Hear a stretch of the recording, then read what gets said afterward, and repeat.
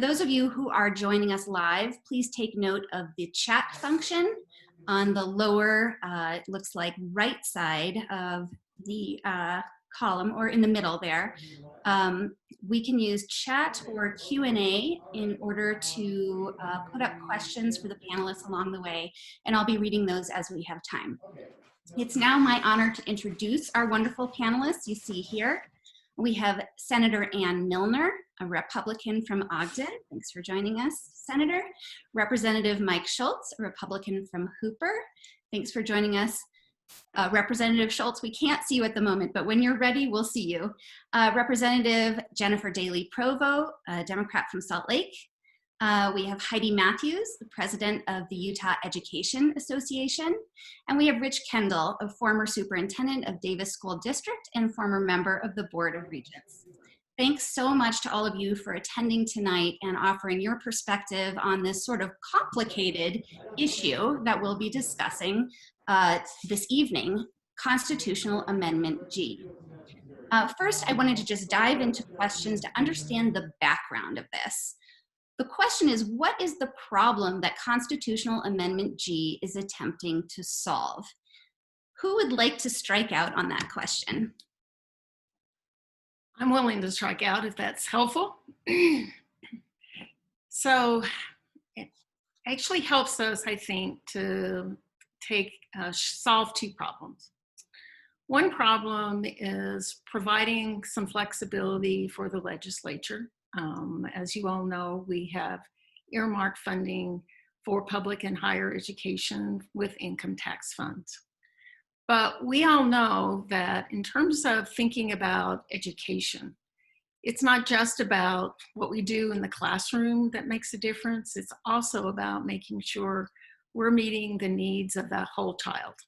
A child that doesn't have access to the right kind of health services or needs glasses or hearing aids, those kinds of things. We need to make sure we're able to address the whole child needs in order to help children learn. We know that many of people with disabilities also need additional services and support. So it allows us to have some flexibility to be able to try to address the whole child needs. At the same time, on the other side of this, we know that we have an earmark that's a revenue earmark for education. But we really don't have a funding formula or a funding strategy or a funding framework. So we tied the passage of this constitutional amendment to House Bill 357, which says if this is enacted, what we will do is set up a process where in the base budget every year as our #1 priority, we will fund growth and we will fund an inflation factor on the WPU. Any additional funds that are in the education account will go through the regular appropriations process that we complete at the end of the session. But that says we're going to build a predictable and stable funding formula that people can at least count on a foundational amount for public education.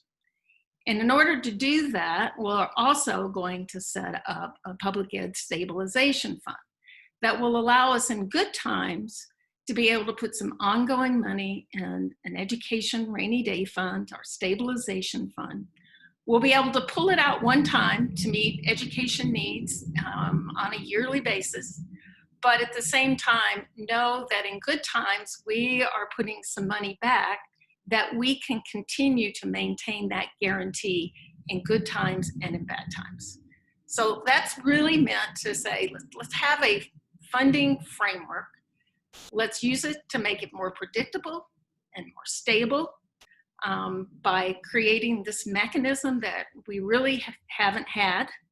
And I think will allow us to have a much more consistent approach to funding public education in the future. What we know is that income tax is the most volatile tax we have. So, and if we, in fact, on a yearly basis, when we have good years, we can fund education. But in bad years, when we take budget cuts, then education is taking budget cuts at the same time. And we know that it often takes 3 or 4 or 5 years for us to even get back up to where we were before the budget cuts happen. So we want to kind of create a mechanism where we're able to stabilize, make it more predictable in both good times and bad times. And Representative Schultz, I know you've worked a lot on tax reform and the tax issues and budget imbalance issues around this question. Can you give us some background on that specifically as well that led to the creation of this Constitutional Amendment G? Yeah, and it's happy to. And as you mentioned, Senator Milner mentioned, it does provide a little bit of flexibility, not a ton. Certainly the legislature still has quite a bit of flexibility left inside the fund, and especially with us entering into the downturn in the economy and our recent actions in the budgeting process and the $700 million shortfall inside the income tax, because it is the most volatile income tax or volatile tax that we have. And just by way of comparison, we cut roughly $850 to $900 million from the state's budget, and $700 million of that was done. So was $700 million of that shortfall came from the education fund. And so I think it's more important that we do more, as much as we possibly can, to give the legislature the flexibility that they need to pay all the bills of the states, but still prioritize education funding. And so that's what, as Senator Milner mentioned, HB 357, if the constitutional amendment passes, then HB 357 automatically goes into place. And in my opinion, and I think many others, the education community, the whole education community ended up coming together and supporting this. And I just have to give Senator Milner kudos, because she really worked hard to bring everybody together. And we all did work to bring everybody together, have a seat at the table, and get something better that works for our kids going into the future. When we first started this process, I sat down with my superintendent, Superintendent Stevens, who's a great man, cares so much about the kids and education in our state. And we talked about the constitutional amendment, what it did and what it didn't do. And a lot of the things that are out there that maybe that people don't quite understand about the Constitution, and it doesn't have quite the securities that people might think it has. And so he said, Mike, if we start down this road, I hope that we can find something that is better. And our forefathers were great in setting up the constitutional amendment, but if we go down this road, I'd like to find something better than what our forefathers came up with. And so as we did, we worked hard, worked with the whole education community to come up with something. And when we came up with it and we were done before it passed, I asked him, I says, Superintendent, did we accomplish your goals in coming up with something that was better in funding education going into the future? And he says, you know what, Representative, I'm proud to say I think we did. And so we're super excited about that. As we all know, Utah is dead last in per pupil spending.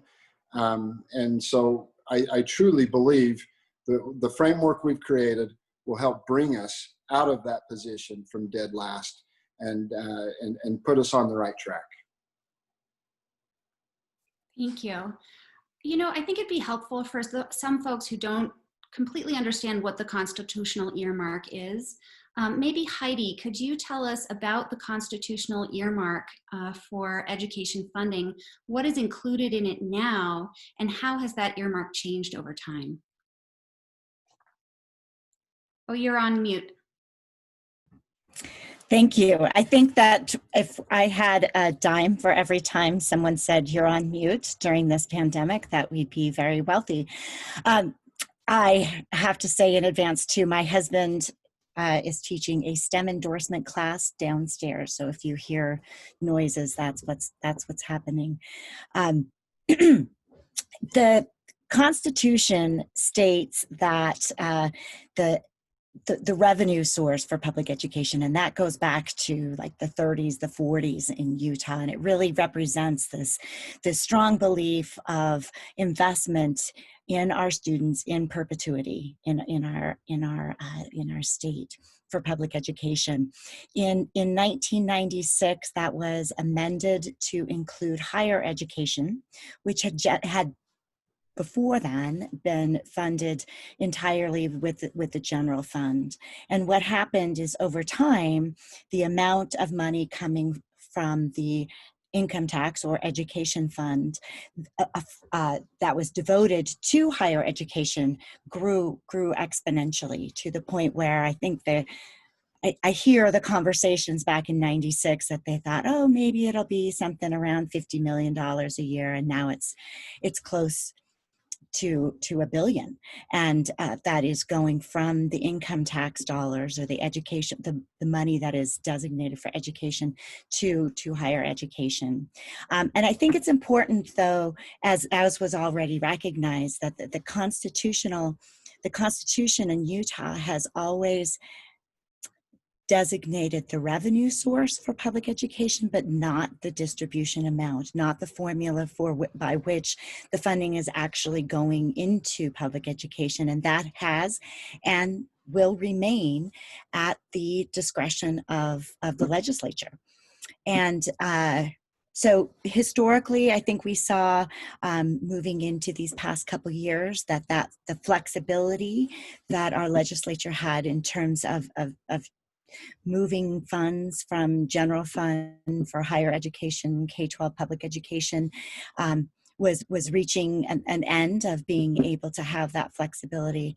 And from what we could gather, really resulted in a desire to change that constitution. What we at the Utah Education Association are particularly interested in is the contingent legislation, House Bill 357, which assures that base level funding for public education in terms of enrollment growth and inflation every year, which we have not had. In fact, we have to begin every legislative session really trying to secure that. And also the economic stabilization account, which we very much support to be able to ensure public education has funding even in downturns. And then the legislation of House Bill 5011, which fulfills that promise of increasing the funding of 6% on the weighted pupil unit, but over time.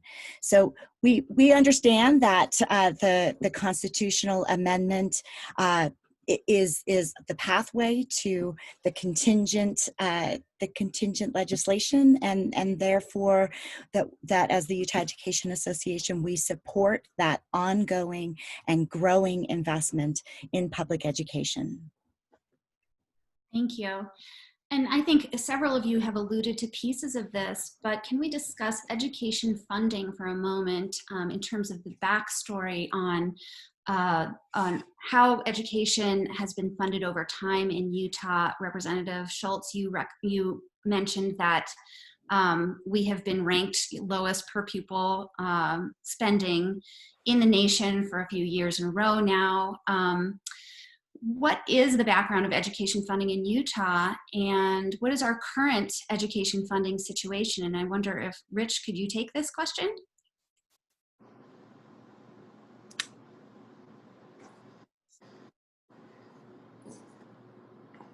Okay, I'm active now.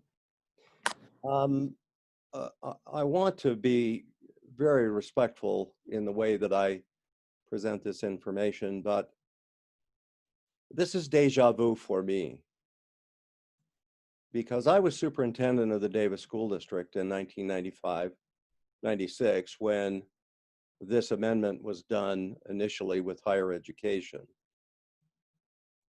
Let me just tell you what's happened since then.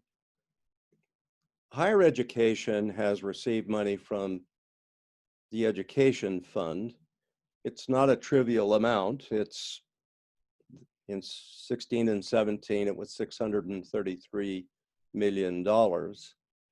higher education also had an enormous gift in the sense that this fund provided them with capital facilities, which didn't have to come out of other revenue sources.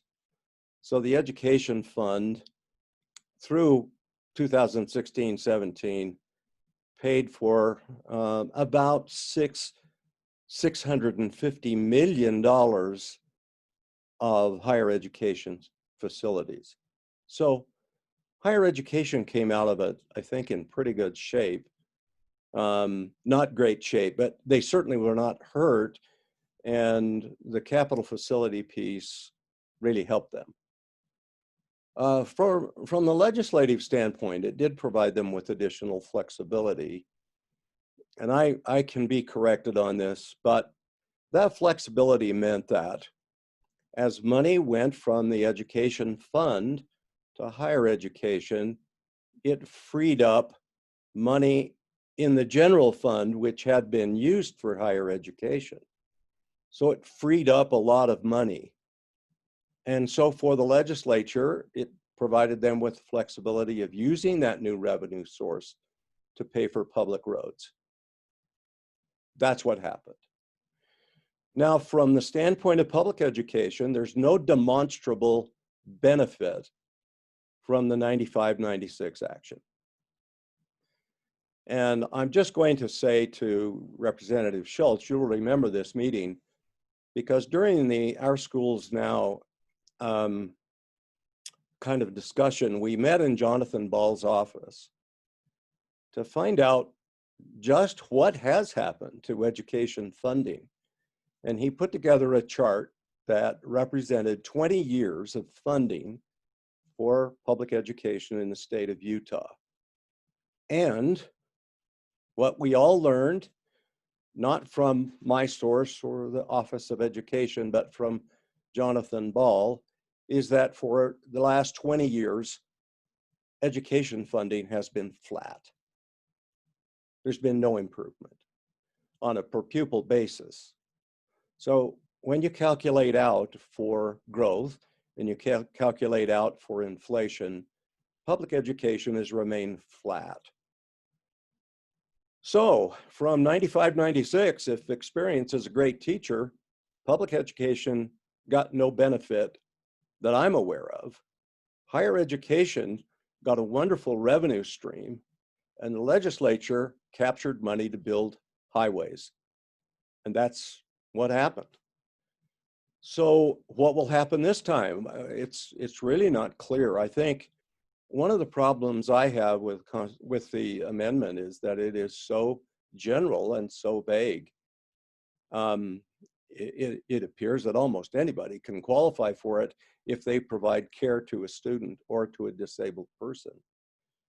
Now, what is not on the ballot, and I think is important, is this, that the independent analyst in the Lieutenant Governor's office indicated that the loss of the education fund would be potentially $600 million. Now, that's assuming that money flows from the education fund to those agencies, those entities that provide services to children and the disabled. But it could be much more than that. It could be $1 billion because it's open for discretion of the Executive Appropriations Committee and then, of course, for the entire legislature. So I'm kind of biting off a big piece here, but I think it's important because that context for me in 95-96 is important because as a superintendent of a large growing school district, we were essentially broke for the 10 years that I was there. And we went to extraordinary measures to meet with growth and with the needs of teachers and everything else. We started 12 year-round schools to be more efficient. We were the largest producer of portable buildings in the state of Utah. None of it got us further down the road in terms of really improving the quality of education. So I'm going to make a statement here, and I want my colleagues and Representative Schultz not to be offended by this, but I think it is the case. Utah's dilemma right now of being last in the nation is not some collision of circumstances. It is not, just one of those crazy things that happens in a rapidly growing state. We are last because we've made very specific policy decisions that keep the funding of public education pretty modest. And I don't see anything in the future that's going to change that. I welcome the stability. I went back and looked at the legislative program in 1987 when I was first appointed superintendent. It's almost line for line what's in House Bill 357 and what's in House Bill 5011, almost line for line. We've been at that for well over 30 years trying to get this kind of stability. So now the legislature is saying, yes, we agree now.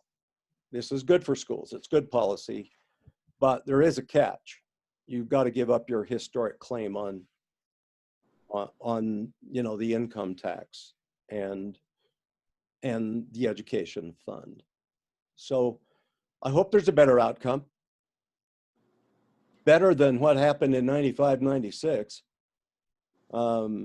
because it was not a good outcome for public education. And Heidi, I hope you're convinced. I'm not convinced that this will be a good outcome for teachers. Sorry, let's give others a chance to respond to that. Would anybody like to respond? Andrea, if I may, I'll go first, but I agree with almost everything that Rich said. Certainly, I think we look at where education is at today, and we can see that it simply hasn't worked in the past. And I think that's the point that Superintendent Stevens was making with me. And so what this does, and I think that, we talk about, Rich talks about deja vu. One thing that the 96 amendment didn't have was HB 357, and it didn't create those guarantees. And I think one thing that we need to point out that these guarantees in HB 357 prioritize education spending above all other spending. It takes money right off the very top every year for inflation and growth, and the 6% WPU that Heidi mentioned in the last, or in one of the special sessions today. And so it takes that right off the top. One of my frustrations is being in the legislature and going through the budgeting process. Sometimes I scratch my head and see we're really spending money on some of these things. And I think there's better uses that we could put it towards. Well, with HB 357 in this, it takes that money, or takes a large portion of that money and automatically gives it to education. And I think that's one of the biggest changes and differences that this is going to make. And I think as we look at the support that's behind this, and all of Rich's former colleagues that are supporting this, I think it's important to notice that almost all of his former colleagues are supporting this. And I think that's the reason why, is because they do see the benefit. And to Rich's point about over the last 10 years or 20 years, education being fairly flat, he's absolutely correct. If you take inflation and everything into account, it is pretty flat. And that's one of the main sticking points that we were working with the education community about, is why. And because over the last several years, call it last 4 or 5 years, education has received record amounts of new money going to education. And we're hearing teachers and principals and superintendents saying, well, this is great. We really needed this, and we can really feel the difference, but it really just gets us back to where we should have been. And so we looked at the chart that Rich was talking about, and to see why is that the case? And the reason is the case is because of the 2008 and 2010 downturn and the budget cuts that were associated with that. And had that not been there, education spending would be in a total different position that it's at today. When I say that not been there, the 2008 budget cuts, 2010 budget cuts, not been there, education would be in a total different position than what it's currently at today. And so we look to build a program or a system that would address that concern. And as Senator Milner mentioned, the securities and the stabilization, that's what HB 357 does, is it builds that securities and that stabilization. And quite frankly, you know, we look at what happened this year with the budget cuts. You know, we met in a special session, did cut almost $1 billion out of our state's budget. And the largest budget cuts in the state's history.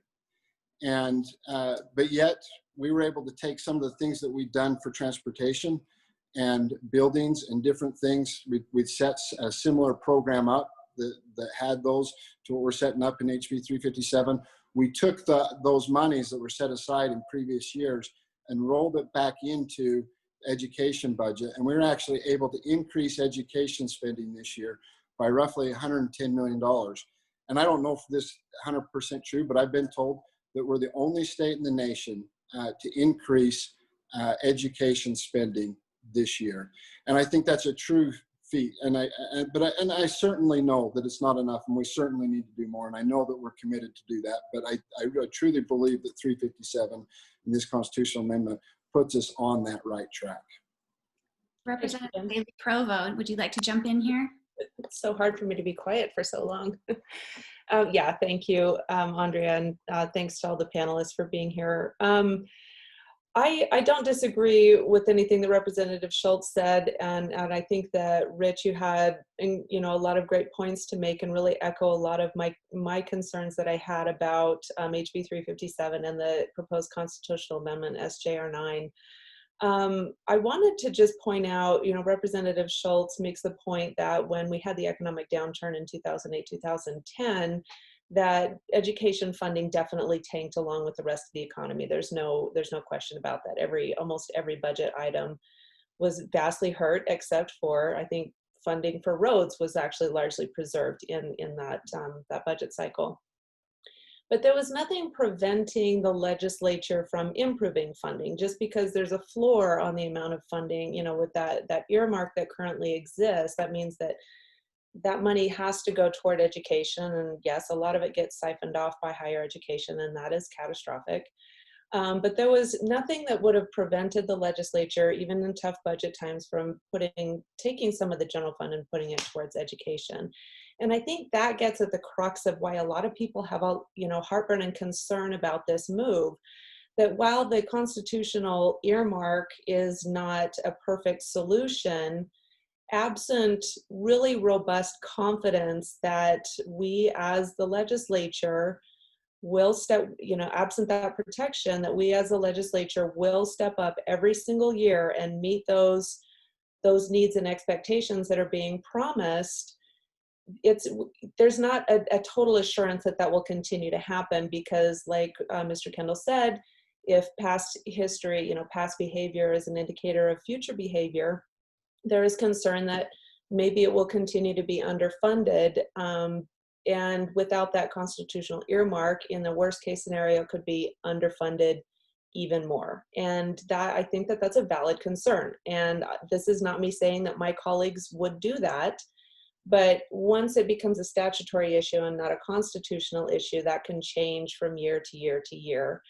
And I think we as legislators have a lot of work to do. We do have a lot of work to do to make sure that the public in the state of Utah have confidence that we prioritize education funding.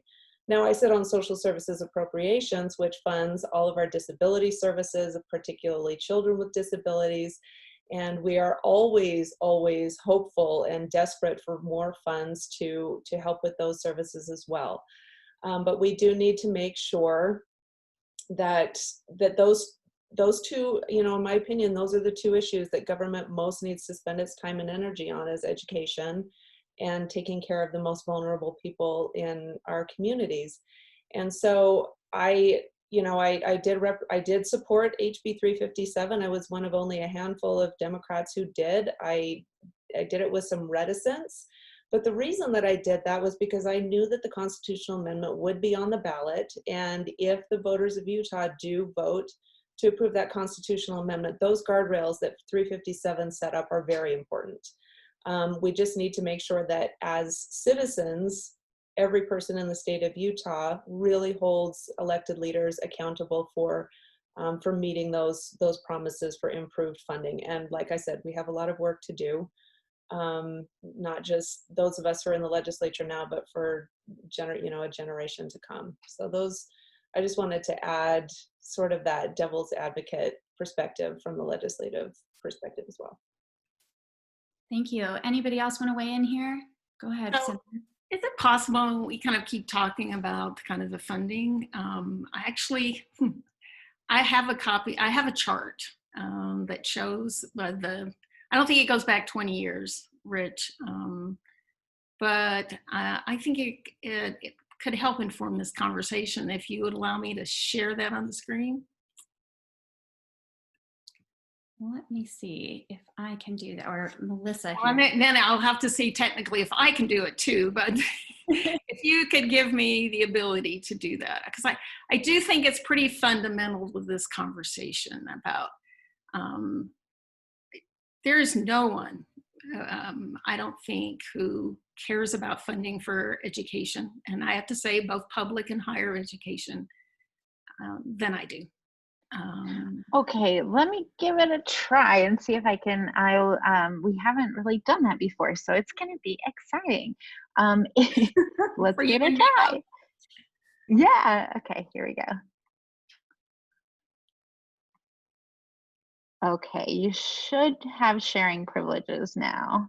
It says only host, but if you could make it say all panelists, maybe I could share. Yeah, here we go. Okay, perfect. Give it a try now. We're going to see if this will come up, or you're how just exciting. The screen on my computer. Okay.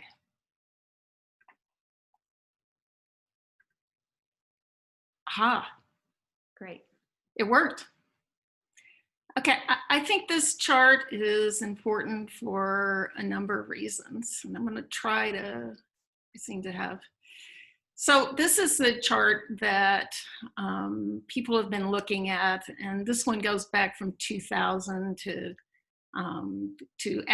what we just did with the budget for 2021. And if you'll notice here, we were funding for public education was going up. And about 2001, 2002 is when we had an economic recession and funding went down. And we kind of stayed there, and it was a while before we started to build it again.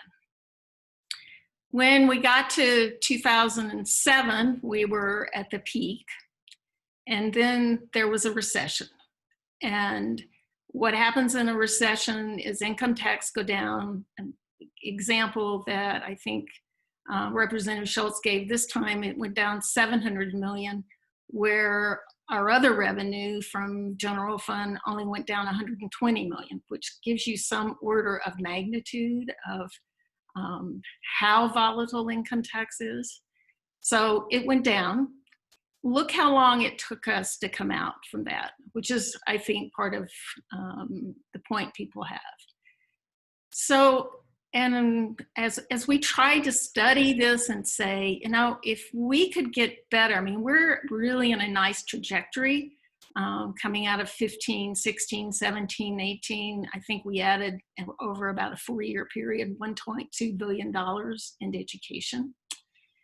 But we know that, I mean, economic cycles just are kind of a fact. The question is, how long is the cycle, and when is the next downturn?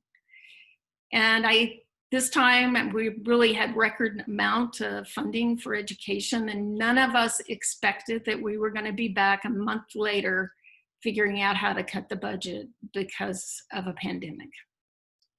Senator, I wonder if you can speak to whether this is just public ed or combined? This is just public ed. Okay. This is the public ed budget. So This is, if you look at it here, what I think is particularly important is you get to FY 2020, and then you look at what happened for FY 2021. What we really tried to do is to say, if we were funding public education as our first priority, and we were building this framework, and we were going to do that in bad times, even when it's really hard, because we had to cut $1 billion out. Let's try to do that, even though we have not been able yet to build that public education stabilization fund that we need to really maintain this long term. We want to kind of demonstrate by actually cutting everybody probably a little more in order for us to be able to prioritize public education, fund growth, and fund an inflation factor on the WPU. And as a result, you can see what the funding looked like this year for public education at the end of our special session process. If we hadn't done that, and we had taken just what might have been a similar cut to what we took in other areas of the budget, this is where you see the little orange line. That's what the cut would look like. Now, this is, if you kind of look at that, there is a significant, there's probably close to over $1.6 million difference, I think. Maybe no, that's too high.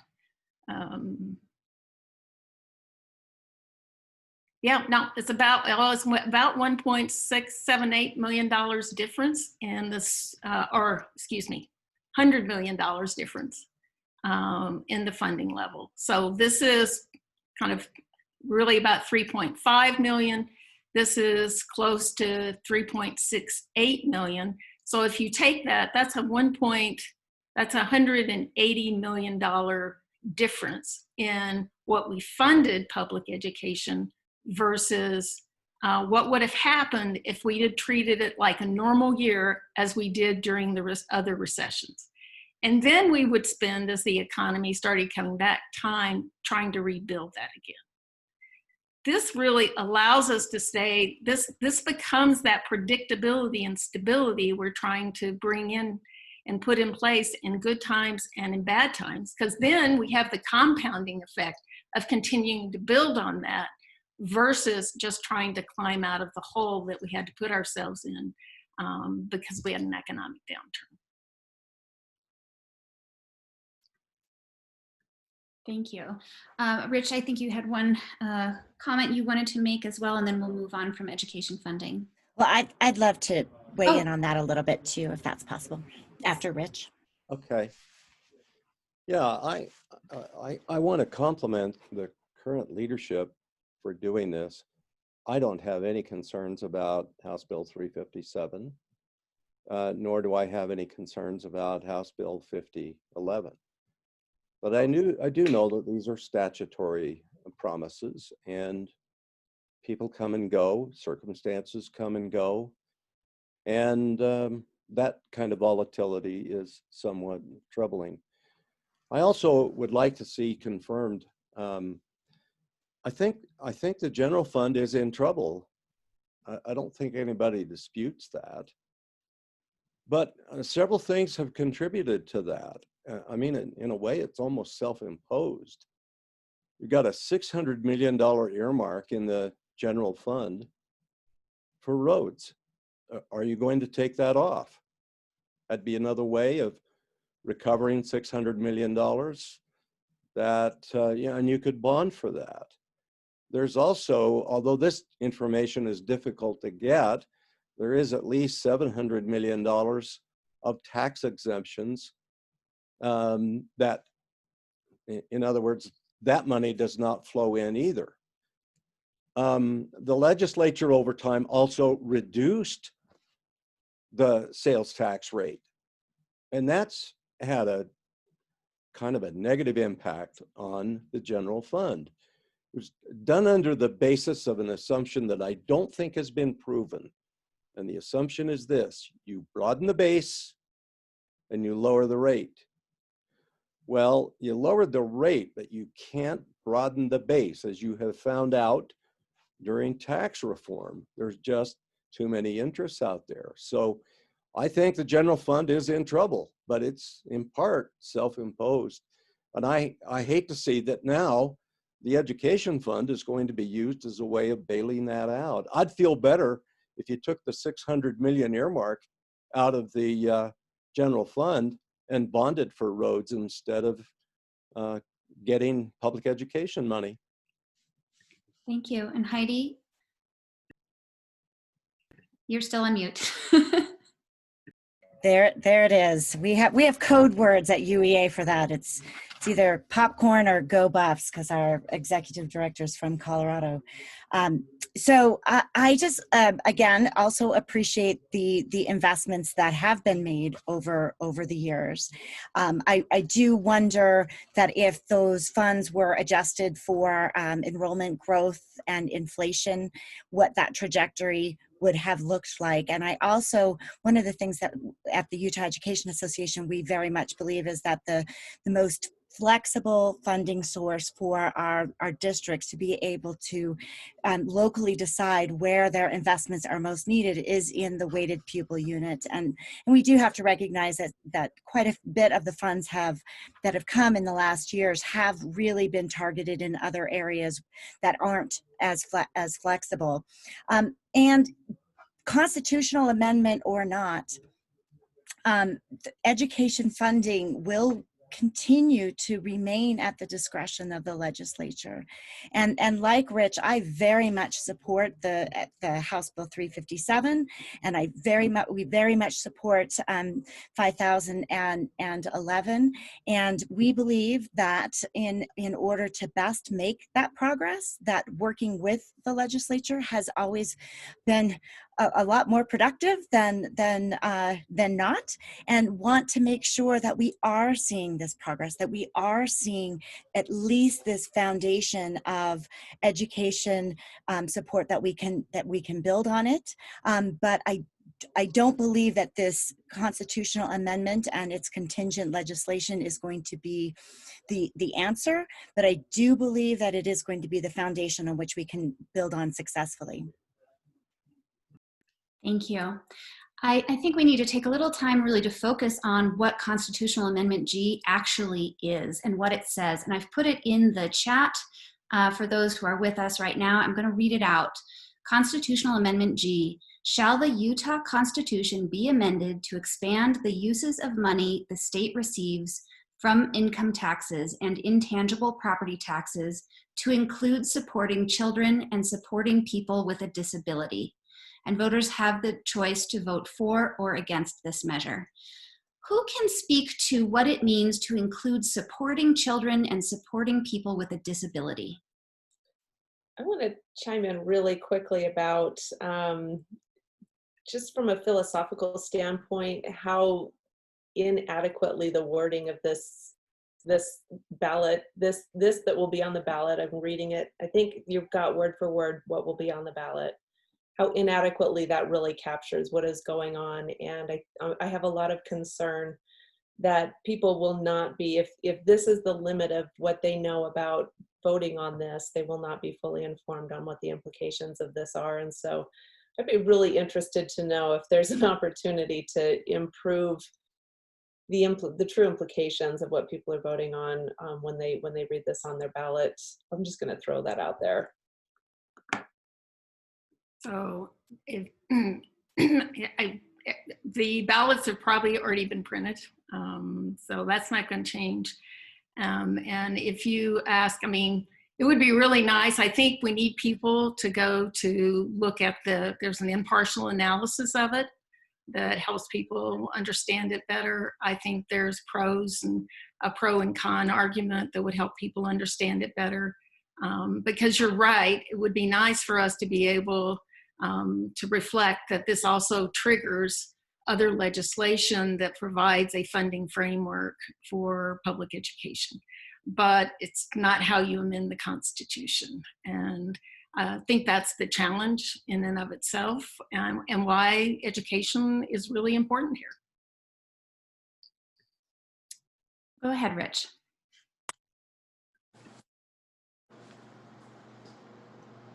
Yeah, I just want to echo that I think the amendment is worded as vague. I think it's unfortunately unclear. And we don't know how big the number will be. The analyst, if you look in the voter guide, says that the current state revenue going to family services and to those that provide services for children and the disabled is 600 million. So that gives you some idea right there of the magnitude of money that could be drawn out of the education fund. But it's wide open. There's no limit on what could be taken out because the definition of helping children and the disabled is sufficiently vague. So as a former English teacher, that's how I got my start. Carried this little red pencil around in my pocket. I'm sorry, but to whomever wrote that, I'd put an X on it and say, take that back and redo it. That's very poorly done. I'm sorry, but it is poorly done. Can somebody give us the information of where this impartial analysis can be found for the viewers of this event? There's a voter's guide that's produced every year. It's online. I think if you went to the elections office for utah.gov, you could look up the voter guide because it's there and made available to everyone. Thank you. Andrea, just to answer a little bit of your question, maybe a little more in detail, things like children's health insurance, children's family service, those are the types of things that this could be used for. And I get that it can be perceived as maybe a little vague, but we've had our the legislative attorneys and our fiscal analyst do a comparison of what would fall under those categories, and it's roughly around $600 million today, and as Rich mentioned and has been mentioned, and so that's coming directly from our legislative attorneys and the state's fiscal analysts, as well as those in the governor's office that worked on this. And so I think it's pretty clear. I don't think that we have to worry about blowing the door wide open to being billions and billions of dollars. I think that we know that it's somewhere around $600 million, or know that it is definitely somewhere around $600 million. I think that just a couple things I'd like to point on, but currently, again, kind of going back to, you have the constitutional amendment, but I can't remember what panelists made the point before. There's no guarantees that money's going to go to education. And, as mentioned, is, currently, since the 1996 amendment, there's been approximately $1 billion that has went to pay the bills of higher education. Maybe not quite that much today, but close to $1 billion. Currently, there's about $600 to $700 million left that the legislature can still shift. So the last 24 years, there's been $1 billion. That's roughly $1 billion that's been moved. Currently, there's still $600 to $700 million that's left if you count, things like the beer and liquor tax that goes to pay for education things, the STEM Action Center, office rehab, several other things that other parts of education that's being paid for with sales tax and income tax. And I'd also like to make another point too. Rich brought up the legislature, making changes to the tax rates. I think that's important to keep in mind. With the current constitutional amendment, there's nothing to stop the state legislature from lowering the income tax and raising the sales tax. And the income tax goes to the education fund, and raising the sales tax that goes into the general fund. And so the constitutional amendment doesn't do anything, or the Constitution doesn't, the protections don't do anything to protect those types of things from happening. And so really, what is that constitutional amendment when we have still another $600 to $700 million left that could be transferred, when there's been $1 billion transferred the last 20 years?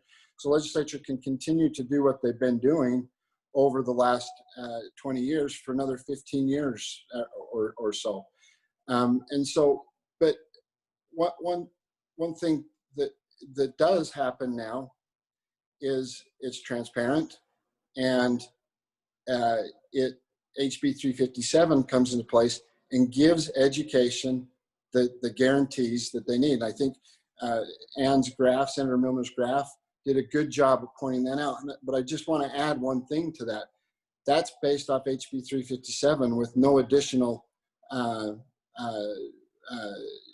appropriations. And we all know that there's going to be additional appropriations going to education well above what the guarantees that are in HB 357. And again, I think that's why you see the whole education community supporting this change. Thank you. We do have a question. Oh, sorry, Senator, go ahead. Thank you. I'll try to make this quick, but I think this prioritizes funding for public education. This really says foundational funding for public ed in terms of a basic framework around growth, around some kind of inflation factor on the WPU. That's going to come out in the base budget before we talk about funding anything else. And I think that's really important because public education has never had that before. That doesn't mean that's all that public ed will get. The rest will go through the regular appropriations process. But to be able to start there, I have seen superintendents, school board members, and Heidi and the UEA and many others down there every year starting with saying, please fund growth, please fund an inflation factor on the WPU. And they aren't able to articulate the additional needs until they can get that foundation.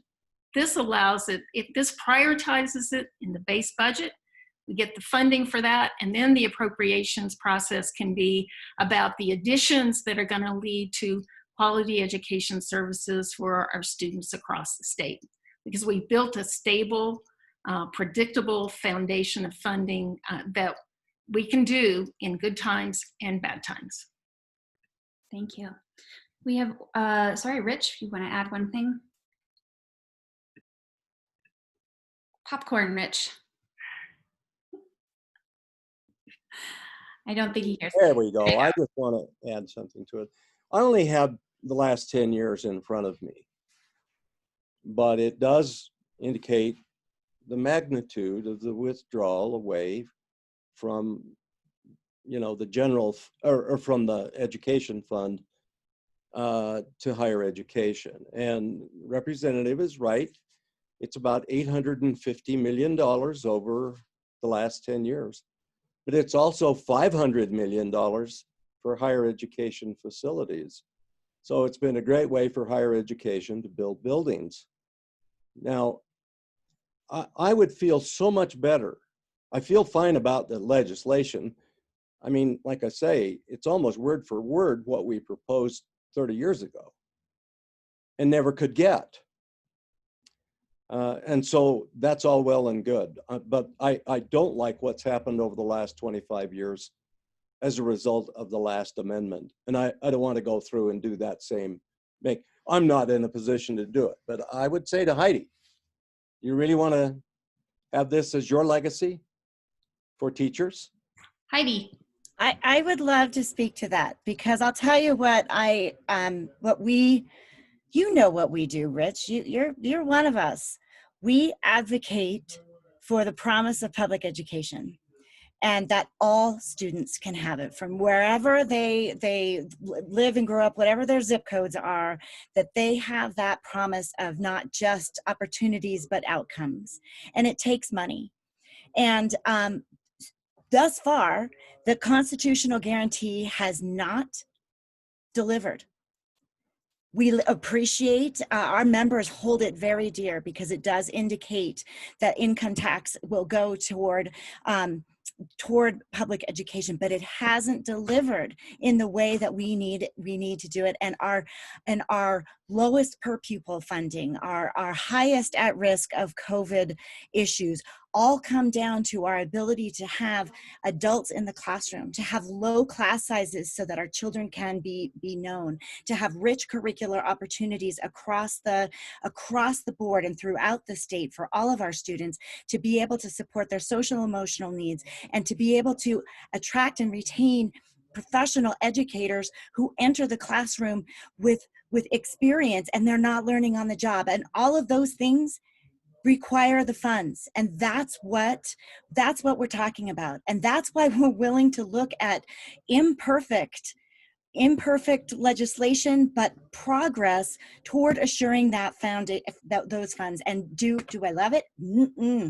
Don't love it.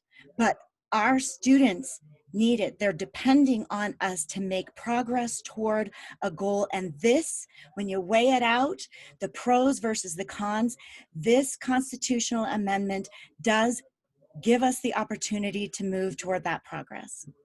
I'm just gonna, I know we're almost done, Andrea. I gotta say one thing. Go ahead. All of this conversation seems to be based on this premise that the constitutional amendment completely tied the legislature's hands on funding. And that is an imperfect statement. It ties our hands in saying that we can't use income tax to fund other things, but our hands have never been tied to improving funding. And I just want to reiterate, this is an important move, and it will be interesting to see how things go forward. And I have confidence in today's leadership that they've promised improving funding and growth and increases in the WPU.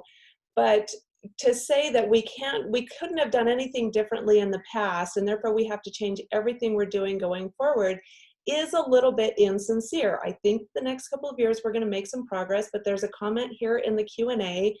Who's to say that 4 years down the road we don't have a leadership team with a completely different set of priorities? And like I said before, as a legislature, we have a lot of work to do to prove to people that we are committed to that growth in perpetuity, because we have not done a lot in the past 20 years to show that that has been a priority. So I will get off my soapbox for now because I know we're out of time. We are, and I appreciate all of you speaking up and offering your perspectives. I know we could go on and on and on about this. It is a complicated issue, and there's a lot of passion on both sides of the argument about this issue, and I appreciate you all being here to offer the information to voters so they can make an informed decision according to their beliefs on this issue. I want to say a big thank you to the panelists for being here. Appreciate all of your time. I know you're busy people, and it's a very busy season, as always. I also wanted to thank everyone who joined us live. We do have a couple of polling questions here at the end. We'd like to make sure that our events are indeed informing you and educating you in the best ways. If you'll take 30 seconds to answer these two questions. Do you feel more informed because of this event? And are you more likely to cast a vote on this issue because of what you learned today? Yes or no? For more information about this constitutional amendment and the others that will appear on the statewide ballot in November, you can check our voter guide on actionutah.org. We also invite you to join us for upcoming What's on Your Ballot events. The next is September 30th at noon. It's called What's on Your Ballot? The 7 constitutional amendments, with an overview of all of the questions. And on October 15th at noon, we'll have Who's on Your Ballot to talk about the types of candidates you can expect to see and how to learn more about them. We also have a video of our first event. It was called What's on Your Ballot? Removing Slavery from the Utah Constitution, about Constitutional Amendment C, that we invite you to view on our website, actionutah.org, or on our social media platforms. Hashtag @ActionUtah. We hope this event has really helped to inform you in order to be able to cast a vote on this issue come the election, and to encourage others to cast a vote as well and get your voices heard this election season. Thanks so much to everyone, and have a good night.